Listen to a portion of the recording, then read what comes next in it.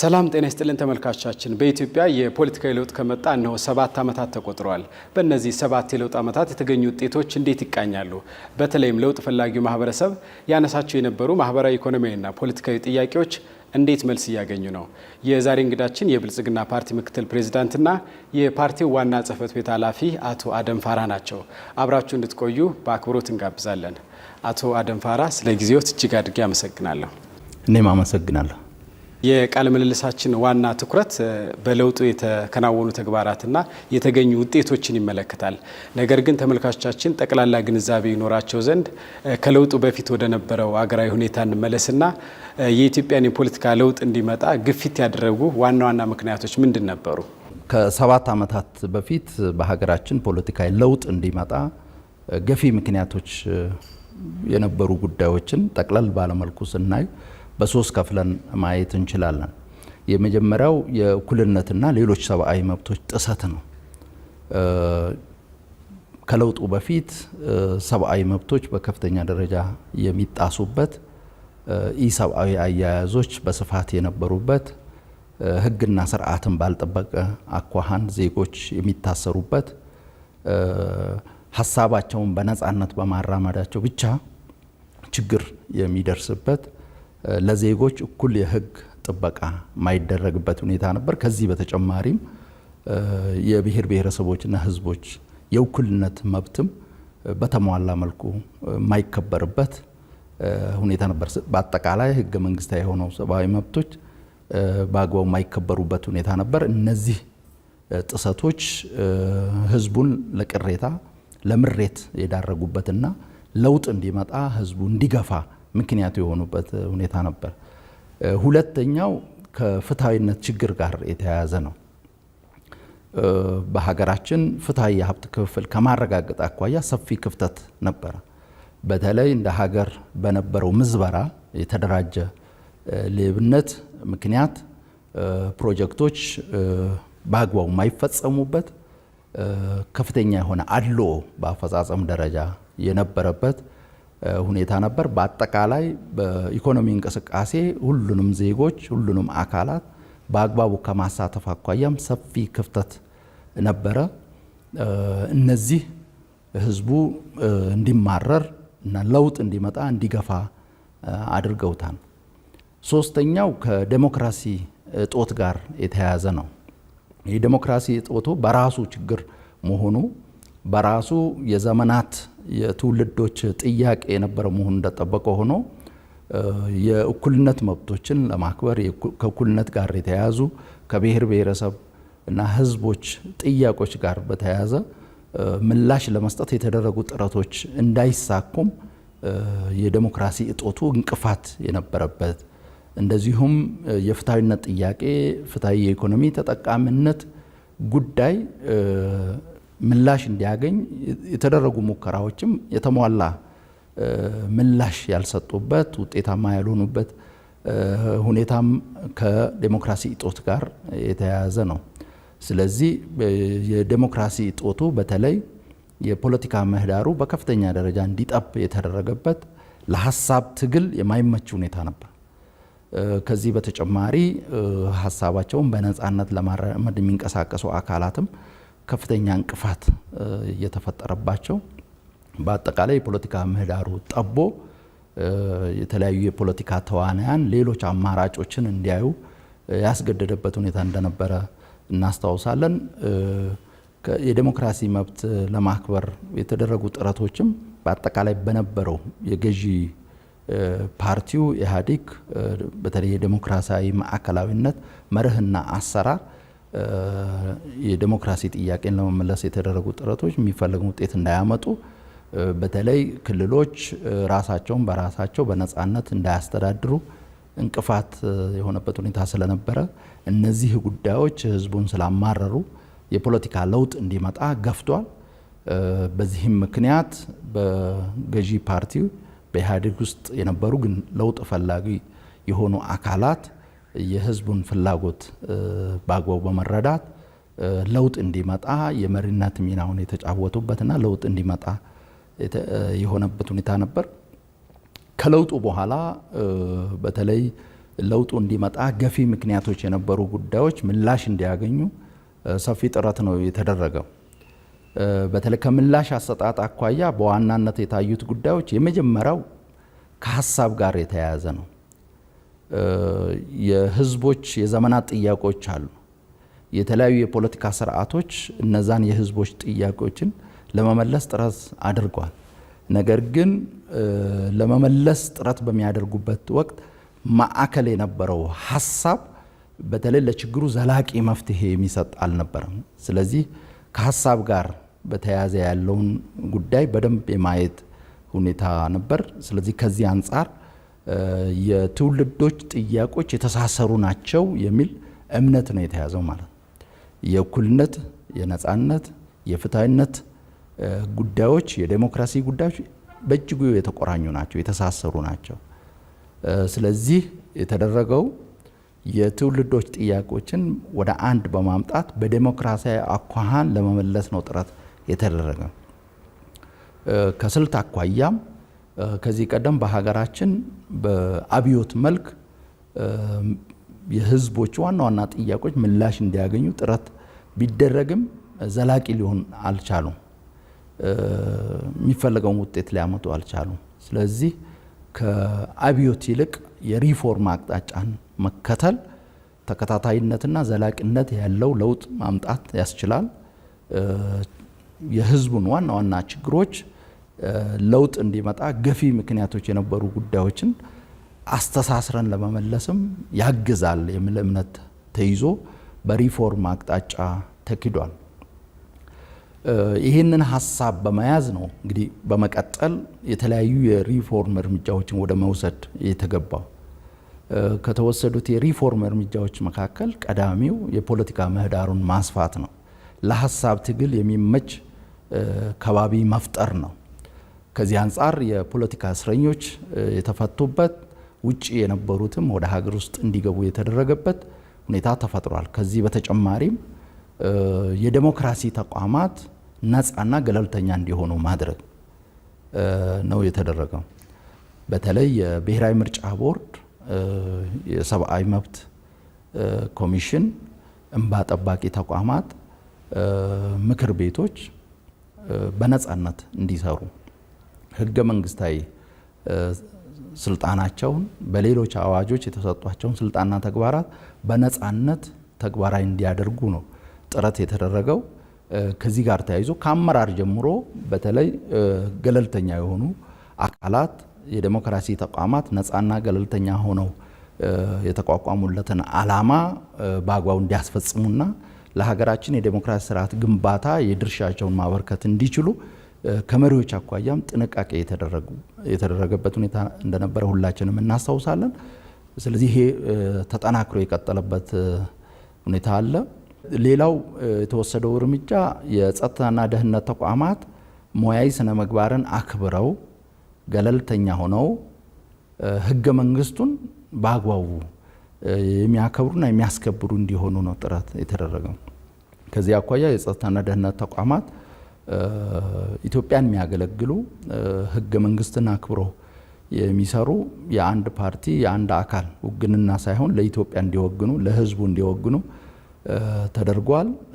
በዚህም ከጸጥታና ደህንነት ተቋማት አጠቃላይ ተቋማቱ ከሚመሩበት አስተሳሰብ እና ፖሊሲዎች፣ ስትራቴጂዎች፣ ተግባራዊ እንቅስቃሴያቸው ሙያዊ ስነ ምግባርን አክብረው በገለልተኝነት ህገ መንግስቱን እንዲያስከብሩ ምቹ ሁኔታ ለመፍጠር ሰፊ ስራ ተሰርቷል። ከዚህ በተጨማሪ እንደሚታወቀው በሀገራችን በመሰረታዊ ሀገራዊ ጉዳዮች ላይ ብሔራዊ መግባባት አልተፈጠረም። በዚህ ምክንያት የፖለቲካ ልዩነቶች የሀገር ህልውናን አደጋ ላይ የሚጥሉበት ሁኔታም አይተናል። ስለዚህ ይህንን ችግር በመሰረታዊነት ለመሻገር በተለይ እጅግ መሰረታዊ በሆኑ ጉዳዮች ላይ ሀገራዊ መግባባት ለመፍጠር አካታች ሀገራዊ ምክክር እንዲካሄድ መንግስት፣ ገዢ ፓርቲ የድርሻውን እየተወጣ ያለበት ሁኔታ ተፈጥሯል። ከዚህ በተጨማሪም ነባር በደሎችን ለማረምም የሽግግር ፍትህ ስርዓት እንዲዘረጋ መንግስት የድርሻውን እየተወጣ ይገኛል። ከዚህ በተጨማሪ የፍትሃዊነት ችግሮችን ለመፍታትም ሰፋፊ እርምጃዎች ተወስዷል። በተለይ የጋራ ሀብቶች ግልጽነት ባለው መልኩ እንዲሰራጩ፣ ፍትሃዊ በሆነ መልኩ እንዲሰራጩ ግልጽ የሆነ የአሰራር ስርዓት ጭምር በማበጀት በተለይ የፌዴራል ተቋማት የሚሰሯቸው ስራዎች ግልጽና የህዝቦችን ፍትሃዊ ተጠቃሚነት የሚያረጋግጥ የተመጣጠነ እድገት ለማረጋገጥ የሚያስችል ሊሆን ይገባል በሚል የፍትሃዊነት ጥያቄን አድሬስ ለማድረግ ሰፋፊ እርምጃዎች ተወስደዋል። ከዚያ አኳያ የህግ የተቋም ማሻሻያ ስራዎች ተሰርተዋል። ከፖለቲካ አኳያም በተለይ ጠንካራና ቅቡልነት ያለው ሀገረ መንግስት ለመገንባት ሁሉንም ዜጎች ያሳተፈ እንቅስቃሴ ማድረግ ያስፈልጋል። ሀገር ለመምራት የሚያስብ አካል ሁሉንም ኢትዮጵያውያን ያለምንም ልዩነት ማቀፍ መቻል አለበት። በሀገር ግንባታ ላይ የድርሻቸውን እንዲያበረክቱ ማድረግ መቻል አለበት በሚል የብልጽግና ፓርቲ ተመስርቶ የመሪነት ኃላፊነቱን እየተወጣ ይገኛል። ስለዚህ እነዚህ እርምጃዎች ከፍተኛ ውጤት አምጥተዋል። ሌላው በተለይ የለውጡን ገፊ ምክንያቶች በአግባቡ የተሟላ ምላሽ እንዲያገኙ የሚደረገው ጥረት ዘላቂነት ሊኖረው ይገባል። ከዚህ አኳያ ዋናው ጉዳይ የባህል ለውጥ ማምጣት ነው። አዲስ አስተሳሰብ ተይዟል። መሰረት የሚጥሉ እርምጃዎች ተወስዷል። እነዚህ በጅምር እንዳይቀሩ ዘላቂነት እንዲኖራቸው በተለይ የባህል ለውጥ ማምጣት፣ የአስተሳሰብ ለውጥ የሚያመጡ ስራዎችን መስራት እጅግ በጣም ወሳኝ ነው። ይህን ማድረግ በተለይ ከለውጡ ጋር ተያይዞ የገጠሙን ፈተናዎች ለመቋቋም ለመሻገር ያግዛል። ለምሳሌ ለውጡን ከፈተኑት ጉዳዮች መካከል አንደኛው ነባሩ የፖለቲካ ባህል ነው። ነባሩ የፖለቲካ ባህል ከንግግር ይልቅ በኃይል ፍላጎትን ማሳካትን መሰረት ያደረገ ነው። ለኮምፕሮማይዝ የማይመች ሁኔታ እንደነበረ እናውቃለን። ስለዚህ ይህንን ሁኔታ መቀየር ያስፈልጋል።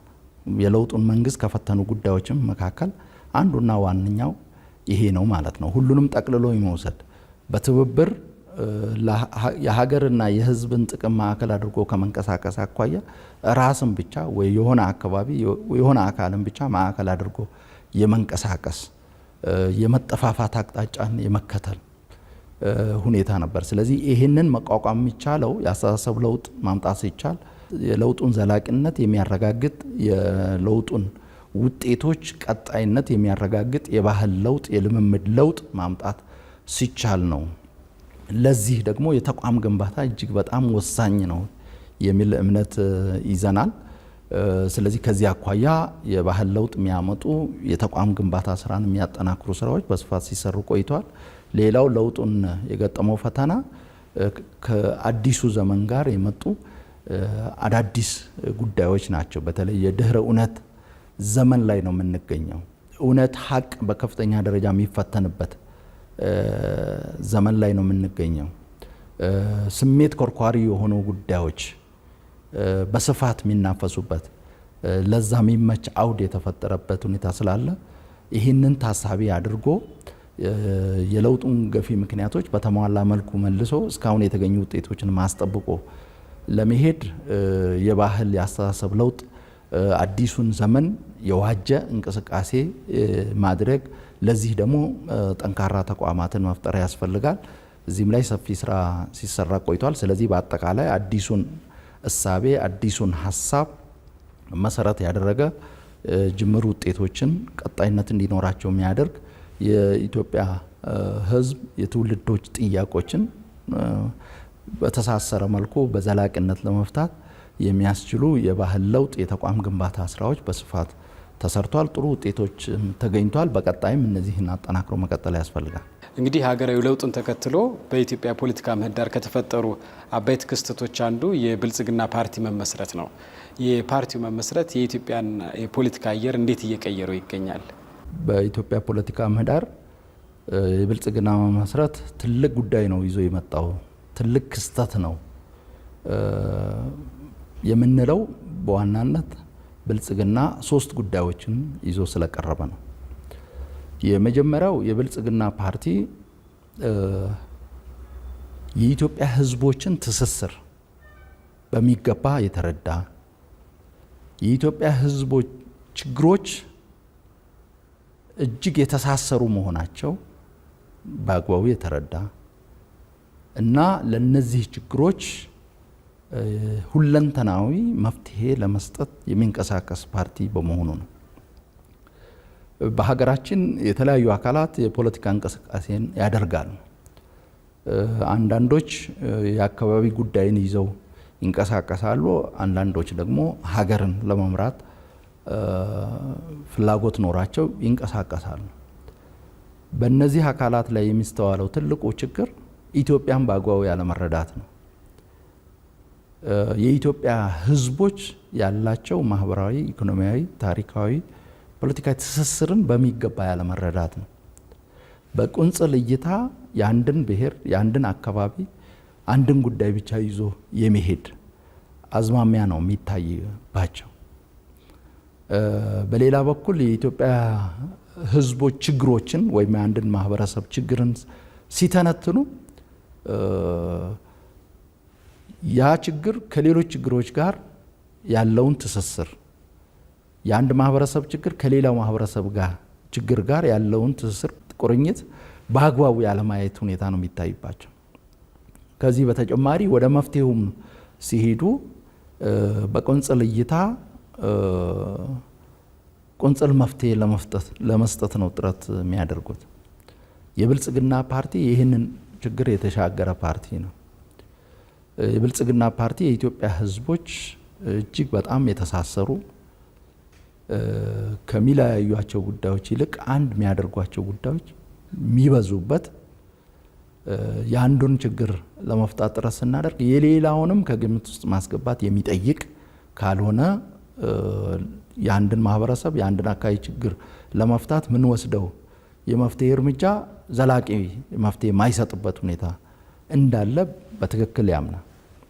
ስለዚህ የህዝቦች ትስስርን የችግሮች ትስስርን ከግምት ውስጥ በማስገባት ወደ መፍትሄው ሲመጣም ሁለንተናዊ መፍትሄ ዘላቂ መፍትሄ ሊሰጥ የሚችል አቅጣጫ መከተል አለብኝ ብሎ ነው የሚያምነው። ስለዚህ አንዱ መሰረታዊ ይዞ የመጣው ጉዳይ ይሄ ነው ማለት ነው። ስለዚህ የኢትዮጵያን ሁኔታ በትክክል ለመረዳት ጥረት አድርጓል። የኢትዮጵያ ህዝቦች ትስስርን በሚገባ ለመረዳት ጥረት አድርጓል። በችግር ትንተናው ችግሮቹ የተሳሰሩ መሆናቸውን በደንብ ከግምት ውስጥ አስገብቷል።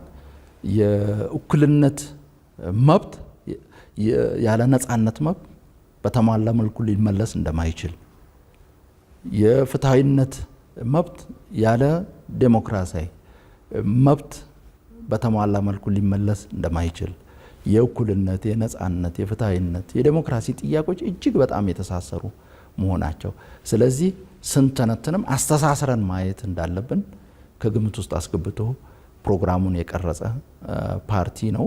ወደ መፍትሄውም ሲመጣ ሁሉንም ከግምት ውስጥ ያስገባ አንዱን ለመፍታት ጥረት ስናደርግ ከሌላው ጋር ያለውን ትስስር በሌላው ላይ የሚፈጥረውን ተጽዕኖ በደንብ ከግምት ውስጥ ባስገባ መልኩ የሚንቀሳቀስ የአንድን ብሔር፣ የአንድን አካባቢ፣ የአንድን ማህበረሰብ ችግር ለመፍታት ሳይሆን የሁሉንም ማህበረሰብ አጠቃላይ የሁሉንም ኢትዮጵያውያን የኢትዮጵያን ችግሮች በተሟላ መልኩ ለመፍታት ጥረት የሚያደርግ ነው።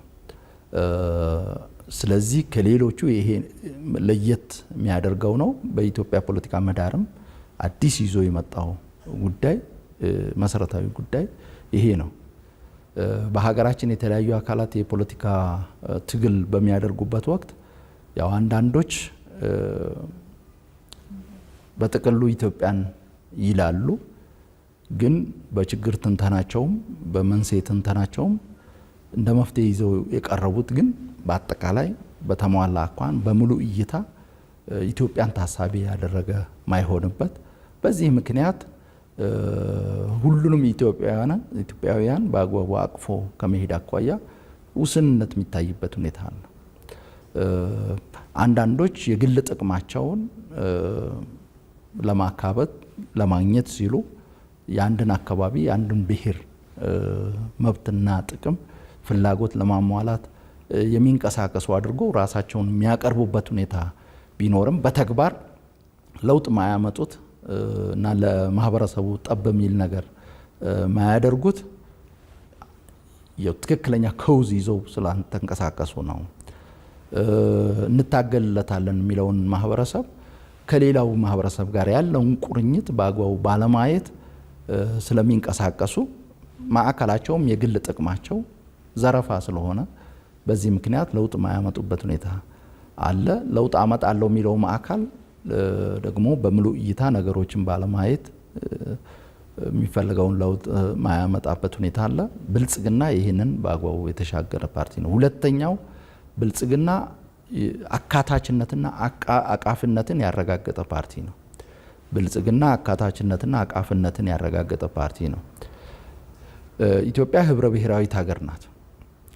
በኢትዮጵያ ጠንካራና ቅቡልነት ያለው ሀገረ መንግስት ለመግባት ሁሉንም ኢትዮጵያውያን አቅፎ መሄድ ያስፈልጋል።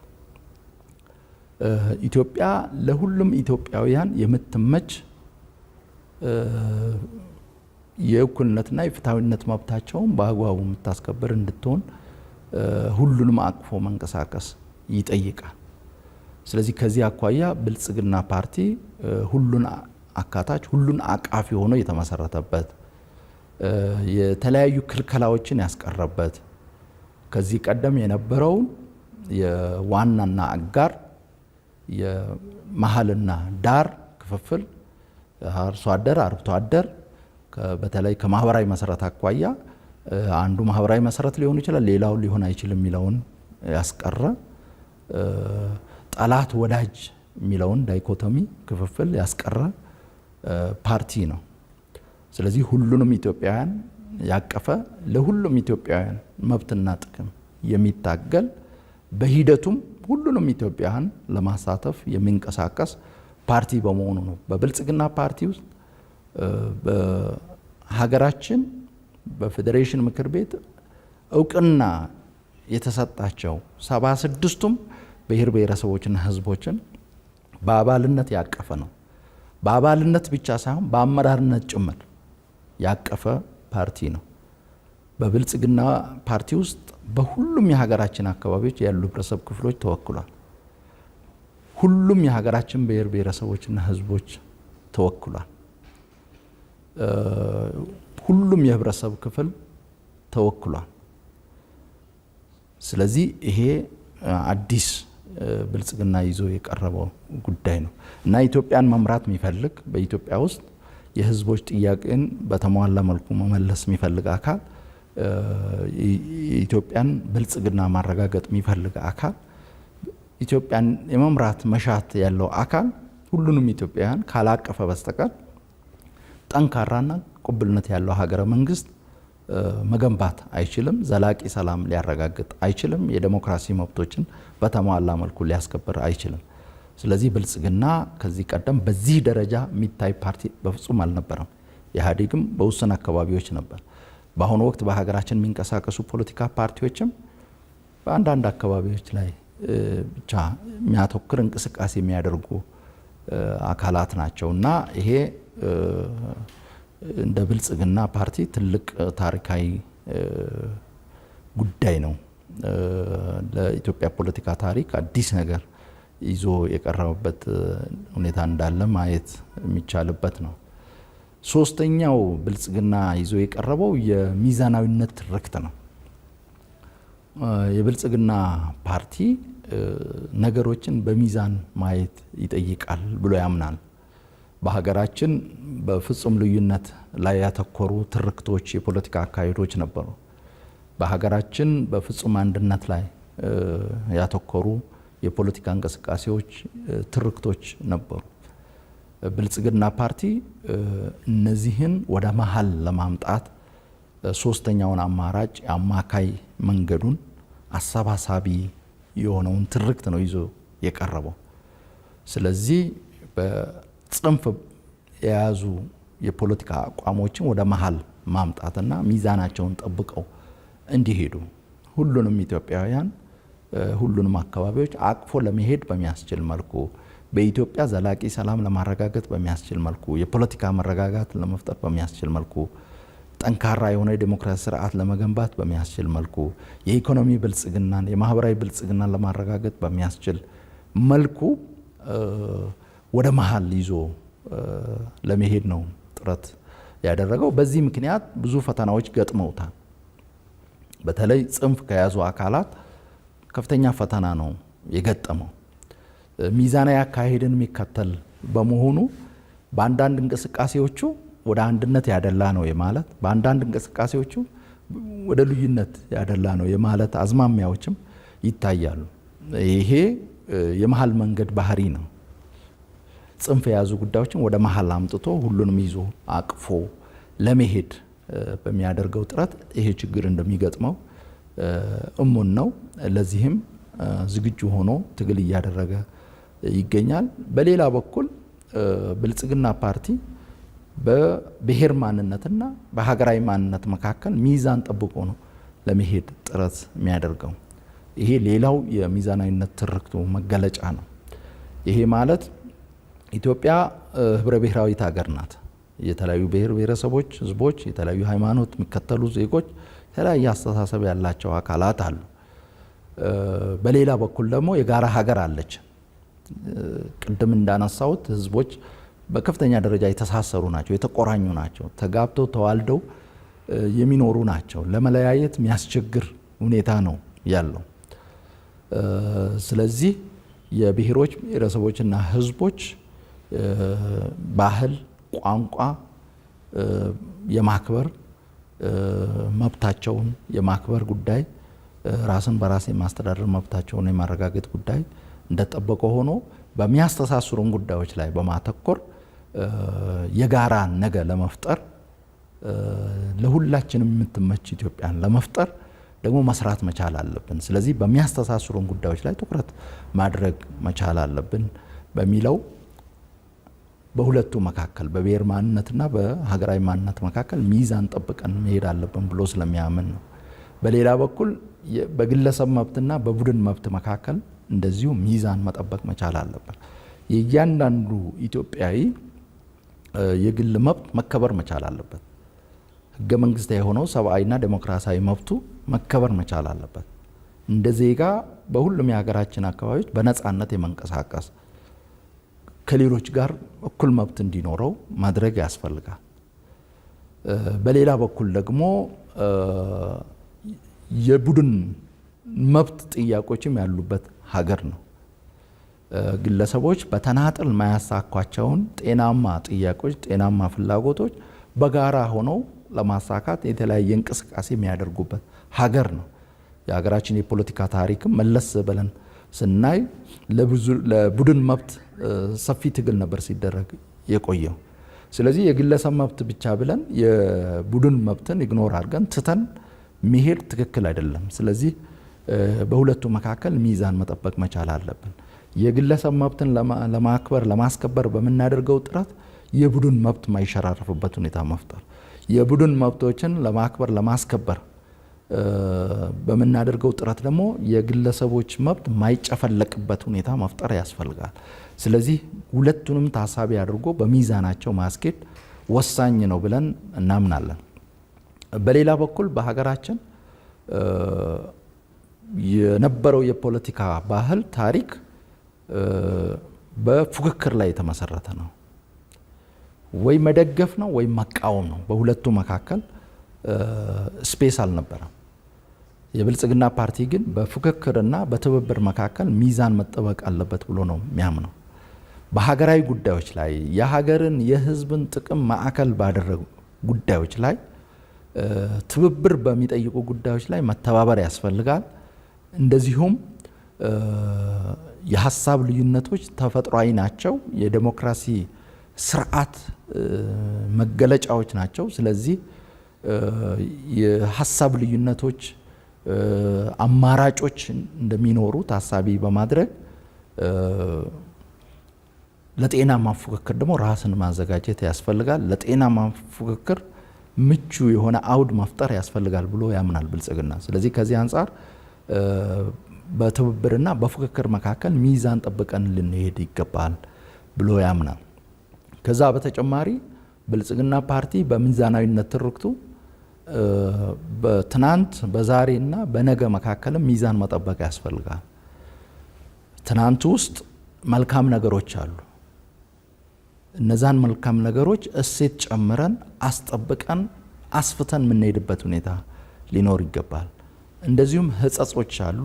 እነዛን ደግሞ ለማረም የሚያስችል ስራ መስራት መቻል አለብን።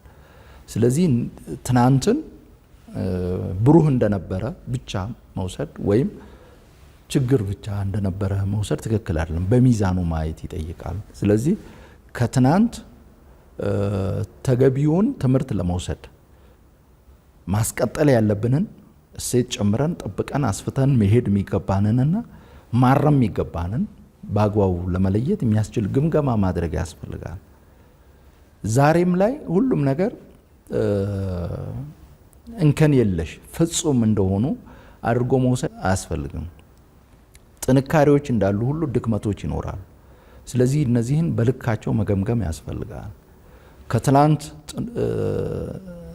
መልካሙን ነገር ለማስቀጠል ችግር የነበረበት ህጸጽ የነበረበትን ለማረም እንደምናደርገው ሁሉ ዛሬም ላይ እኛ ስልጣን ላይ አለን በሚል እኛ የምንሰራው ስራ ሁሉ ፍጹም ነው እንከን የለሽ ነው ብለን መውሰድ ሳይሆን በአግባቡ ገምግመን በልኩ ገምግመን ጥንካሬዎችን የሚያስቀጥል ክፍተቶችን፣ ድክመቶችን የሚያርም ስራ መስራት መቻል አለብን። እንደዚሁም ነገ ላይ እንደዚሁ ስጋቶች ይኖራሉ፣ ተስፋዎች ደግሞ ይኖራሉ። ስለዚህ ተስፋውን የሚያለመልም ስጋቱን ደግሞ የሚቀንስ ስራ መስራት መቻል አለብን። የሶስቱን ደግሞ ቅብብሎሽ በሚዛናቸው ማየት ያስፈልጋል። ስለዚህ ትላንት ላይ መቸከል አያስፈልግም። ሁሉንም ነገር ጨለማ አድርጎ መውሰድ ወይም ሁሉም ነገር እንከን የለሽ እንደነበር አድርጎ መውሰድ አያስፈልግም። ዛሬም ላይ ሁሉም ነገር መልካም እንደሆነ ወይም ሁሉም ነገር ጨለማ እንደሆነ መውሰድ አያስፈልግም። ነገን ደግሞ ተስፋም እንዳለ ስጋትም እንዳለ ግን በጥረታችን ስጋቱን ምንቀንስበት ተስፋውን ምናለመልምበት ሁኔታ እንደሚኖር ማየት ያስፈልጋል። በእነዚህ ጉዳዮች ላይ ሚዛን መጠበቅ ወሳኝ ነው ብሎ ያምናል ብልጽግና። ስለዚህ ሶስተኛው ይዞ የቀረበው ነገሮችን በሚዛን ማየት የሚዛናዊነት ትርክትን ነው ማለት። ስለዚህ እነዚህን መነሻ በማድረግ ነው ትግል እያደረገ ያለው። ውጤትም ተገኝቷል። ያንን በቀጣይ አጠናክሮ መቀጠል ያስፈልጋል። በስድስተኛው ሀገራዊ ምርጫ የብልጽግና ፓርቲ በአብላጫ ድምፅ እንዳሸነፈ ይታወሳል። ነገር ግን በመንግስት ምስረታ ወቅት ሌሎች ተፎካካሪ ፖለቲካ ፓርቲ አባላትንም እንዳሳተፈ ይታወሳል። ይህ ለኢትዮጵያ ምን ጥቅም አስገኝቷል? በስድስተኛው ሀገራዊ ምርጫ በፌዴራልም ሆነ በክልሎች ብልጽግና በአብላጫ ድምፅ አሸንፎ መንግስት የመመስረት ህገ መንግስታዊ መብት ቢያገኝም በመንግስት መስረታው ላይ የተፎካካሪ ፖለቲካ ፓርቲዎች አመራሮችን በተለያዩ የአመራር ደረጃዎች ላይ ማሳተፉ ከፍተኛ የሆነ ሀገራዊ ጥቅም አስገኝቷል። የተፎካካሪ ፖለቲካ ፓርቲ አመራሮችን በተለያየ ኃላፊነት ደረጃ ላይ ማሳተፍ ያስገኟቸውን ጥቅሞች በሶስት ጠቅልለን ማየት እንችላለን። የመጀመሪያው የተፎካካሪ ፖለቲካ ፓርቲዎችን በመንግስት ምስረታ ሂደት ላይ ማሳተፍ፣ በተለያዩ መንግስታዊ ኃላፊነቶች ላይ ማሳተፍ በሀገራችን የትብብር ባህል እንዲዳብር ትልቅ አስተዋጽኦ አበርክቷል። ብልጽግና ፓርቲ ለኢትዮጵያ ብቸኛ ወኪል፣ ብቸኛ አማራጭ አድርጎ ራሱን አይመለከትም። የኢትዮጵያን ሁኔታ ለመረዳት የኢትዮጵያን ሕዝቦች ችግሮች አስተሳስሮ ለመረዳት ሁለንተናዊ መፍትሄ ለመስጠት የሚያስችል አቅጣጫን በመከተል ፕሮግራሙን ቀርጿል። ትግል እያደረገ ነው። በስድስተኛ ሀገራዊ ምርጫም ለህዝብ ማኒፌስቶን አቅርቦ የህዝብ ይሁንታን አግኝቶ መንግስት መስርቷል። ነገር ግን ለኛ ያልታየን ነገር ካለ እኛ ካየነው አቅጣጫ ይልቅ ለኢትዮጵያ የሚጠቅም አቅጣጫ የሚያይ አካል ካለ እኛ ኦፕን ማይንድ ነን። ማንኛውም የኢትዮጵያንና የኢትዮጵያን ሕዝብ ጥቅም ማዕከል ያደረገ እንደ ሀገር ዘላቂ ሰላም እንድናረጋግጥ፣ የዳበረ ዴሞክራሲ ስርዓት እንድንገነባ፣ የተረጋጋ የፖለቲካ ሁኔታ እንድንፈጥር፣ የኢኮኖሚ ብልጽግና እንድናረጋግጥ፣ በአጠቃላይ ጠንካራና ቅቡልነት ያለው ሀገረ መንግስት በመገንባት በሀገራችን ሁለንተናዊ ብልጽግና ለማረጋገጥ የሚረዳ ሀሳብ ይዞ የሚቀርብ አካል ሁሉ ሀሳቡን በነጻነት እንዲያራምድ ለህዝቡ እንዲያቀርብ እና የህዝብ ይሁንታን ካገኘ ኢትዮጵያን የመምራት እድል እንዲኖረው የሚፈቅድ በመድበለ ፓርቲ ስርዓት ላይ ጽኑ እምነት ያለው ፓርቲ ነው። ከዛም ባሻገር አንድ ፓርቲ አብላጫ ድምፅ አግኝቶ ብቻውን ሀገር መምራት ማይችልበት ሁኔታ ከተፈጠረ ነው በጋራ ተባብሮ ሀገርን መምራት በጋራ ሀገርን መምራትም ይቻላል ብሎ ያምናል ማለት ነው። ስለዚህ እንደዚህ አይነት ልምምድ ከዚህ ቀደም ስላልነበረ ያንን ልምምድ ለማምጣትም ወሳኝ እርምጃዎች መወሰድ አለባቸው ብሎ ያምናል። ከነዚህ መካከል የተፎካካሪ ፖለቲካ ፓርቲ አመራሮችን በተለያየ ኃላፊነት ደረጃ ላይ ማሳተፍ። ስለዚህ ይሄ የትብብር ባህል እንዲዳበር የሀገርን የህዝብን ጥቅም ዘላቂ የህዝቦች ፍላጎትን ማዕከል ባደረገ መልኩ ተባብሮ ለመስራት የሚያስችል ሁኔታ እንዲፈጠር ሁሉም ባለው አቅም ባለው ልምድ ሀገሩን እንዲያገለግል ምቹ ሁኔታ ለመፍጠር ወደፊት ምናልባት ከፈርስት ፓስት ዘ ፖስት ስርዓት ወደ ፕሮፖርሽናል ሪፕሬዘንቴሽን ወይም ወደ ተመጣጣኝ ውክልና ስርዓት የምንሸጋገር ከሆነ በጋራ መንግስት የመመስረት በመንግስት መዋቅር ውስጥ በጋራ የመስራት ሁኔታ ይመጣል። ያ ደግሞ ከወዲሁ ልምምድ ስለሚያስፈልግ ያንን ልምምድ ለማምጣት ያንን ባህል ለማምጣት የተለያየ ሀሳብ ያላቸው የተለያየ አማራጭ ይዘው የቀረቡ አካላት የተለያዩ ፖለቲካ ፓርቲዎች በጋራ ጉዳዮች ላይ በሀገራዊ ጉዳዮች ላይ በትብብር የሚሰሩበትን ሁኔታ ለመፍጠር እንደዚህ አይነት እርምጃዎች ወሳኝ ናቸው ብለን ስላመን ከዚህ አንጻር ከፌደራል ጀምሮ እስከ ወረዳ ድረስ የተፎካካሪ ፖለቲካ ፓርቲ አመራሮችን በተለያየ ኃላፊነት ደረጃ ያሳተፍንበት ይህም የትብብር ባህል እንዲያድግ ትልቅ አስተዋጽኦ እያበረከተ የሚገኝበት ሁኔታ አለ። ያንን በቀጣይ አጠናክረን እንቀጥላለን። ሁለተኛው የተገኘው ፋይዳ